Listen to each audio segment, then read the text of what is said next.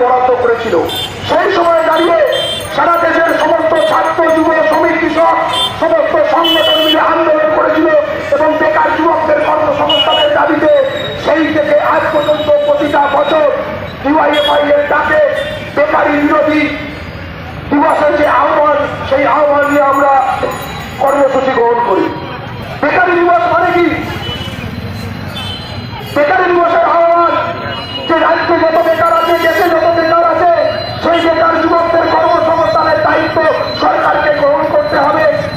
1973 সালে বেকারি দিবসের যে আহ্বান ছিল যে বেকার যুবকদের কাজ দাও, দেশের সরকার সেই সময় মেনে নিল না। 1973-এর পর যখন 1977 সাল রাজ্যে যখন বামপন্থ সরকার করে গেল, বামপন্থ সরকার গঠন হওয়ার পর থেকে ছোট ছোট করে শিল্প তৈরি করা, নতুন নতুন করে শিক্ষা প্রতিষ্ঠান তৈরি করা, স্কুল কলেজ নতুন করে তৈরি করা, সেখানে সেখানে বেকার যুবকদের কর্মসংস্থানের ব্যবস্থা করা। 1977-এ বামপন্থ সরকার গঠন, আর 2011 পর্যন্ত অতি বড় তৃণমূলীরাও তার বিরোধিতা করতে পারবে না যে বামপন্থ আমলে যে বেকার যুবকদের কাজ হয়েছিল তার প্রমাণ হচ্ছে আজকের দিনে যারা এখনো সরকারি চাকরি করছে, বয়সটা হয়তো 50 থেকে 60-এর কোথায় চলে গেছে, তাদের নিয়োগ হয়েছিল এই বামপন্থ সরকারের আমলে। সেই সময় বামপন্থের আমলে যেমন একদিকে স্কুল শিক্ষকের নিয়োগ হয়েছিল, তেমনি বিভিন্ন স্বাস্থ্য প্রতিষ্ঠানে এবং গ্রামের মধ্যে যে স্বাস্থ্য প্রতিষ্ঠান, সেই স্বাস্থ্য ব্যবস্থা তৈরি করে সেইখানেও নতুন নিয়োগ তৈরি হয়েছিল।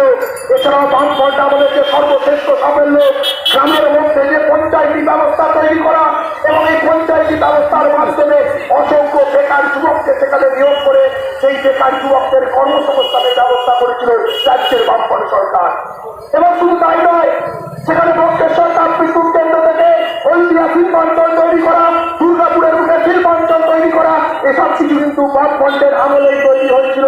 এবং বেকার যুবকদের যে কাজ, সেই সময় বামপন্থের আমলে একটা দিশা তৈরি করেছিল। এবং সেই সময় এই চাকরি হতে হতে বামপন্থের আমলে সারা দেশের মধ্যে স্কুল সার্ভিস কমিশন তৈরি করেছিল, যে স্কুল সার্ভিস কমিশনের মধ্য দিয়ে রাজ্যে যত স্কুলগুলো আছে এই স্কুলগুলোতে বেকার যুবকদের, শিক্ষিত বেকার যুবক, যোগ্য ব্যক্তি তারা পরীক্ষার মাধ্যমে তারা সেখানে নিয়োগ পেয়েছিল। আপনারা যদি বিশ্বাস না হয়, এখনো পর্যন্ত আমরা যেখানে দাঁড়িয়ে পথসভা করছি, এই চোনাই ক্যানিং হাই স্কুল সামনে আছে, আর কিছুটা দূরে গেলে আপনি নৈতি হাই স্কুল পাবেন, আর কিছুটা দূরে গেলে বেগমপুর পাবেন, বাচ্চা হাই স্কুল পাবেন। সেখানে যারা শিক্ষক মহাশয়রা আছে তাদেরকে গিয়ে আপনারা খোঁজ দিলে জানতে পারবেন সেই সব শিক্ষক মহাশয়রা বামপন্থের আমলে তৈরি, বামপন্থের তৈরি স্কুল শিক্ষা কমিশনের দ্বারা, স্কুল শিক্ষা সার্ভিস কমিশনের দ্বারা তারা সেখানে নিয়োগ হয়েছিল। আজকের সংবাদ মাধ্যম দেখাচ্ছে না গত দুদিন ধরে গোটাবাড়িতে হিন্দু মুসলিম সংঘর্ষের কি অবস্থা। পরিকল্পিতভাবে দুটো রাজনৈতিক দল, উগ্র হিন্দুত্ববাদী রাজনৈতিক দল বিজেপি,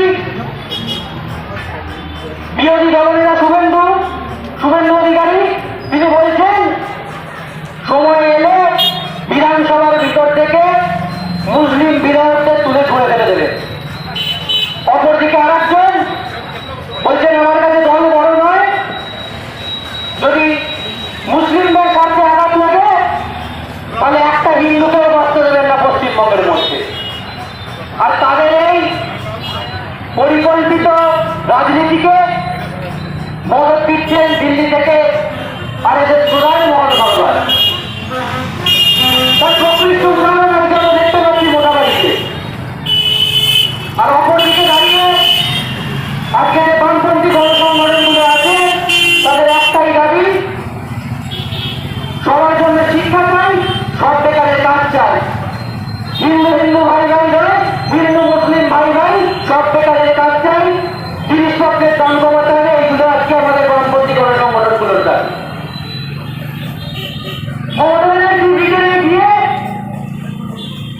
যে পরিসংখ্যান দিচ্ছে সেই পরিসংখ্যানে তিনি স্পষ্ট করে দেখাচ্ছেন তৃণমূলীরা এই 10-15 বছরে পশ্চিমবঙ্গের বুকে টিকে করেছেন এবং গত 34 বছরে বামফ্রন্ট সরকার কোন জায়গায় ভুলগুলো করছে। আচ্ছা, তিনি তো রাজ্যের মুখ্যমন্ত্রী, রাজ্যের প্রতিনিধিত্ব করতে বিদেশে গিয়েছে। তিনি তখন তৃণমূলের প্রকৃত করে যাননি,